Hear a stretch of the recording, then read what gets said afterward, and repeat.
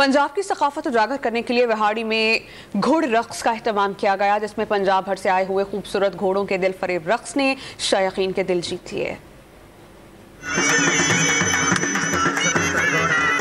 विहाड़ी में सजा घोड़ों के रक्स का मुकाबले में मालिकान अपने अपने घोड़े लेकर मैदान में उतरे। बांसुरी की धुन और ढोल की थाप पर घोड़ों के नाच ने शायकीन के दिल मोह लिए।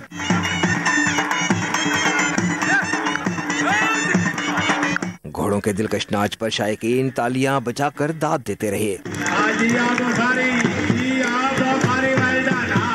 घोड़ों का नाच पंजाब की सकाफत का हिस्सा है। ये खूबसूरत इवेंट देही आवाम को खूबसूरत तफरीह फराहम करता है। पंजाब की ये मेले, ये घोड़ों का रक्स और कबड्डी, ये हमारी पहचान है। ये मेले टेले और यहाँ के लोगों की यही इंटरटेनमेंट है। घोड़ों का नाच देखने के लिए शहरियों की बड़ी तादाद मौजूद थी। पंजाब की सकाफत को बरकरार रखने और इसे उजागर करने के लिए हुकूमती सरपरस्ती जरूरी है। घोड़ा डांस के मुकाबलों में हजारों शायकीन का इज्तिमा आवाम की अपनी सकाफत से दिलचस्पी का मुंह बोलता सबूत है।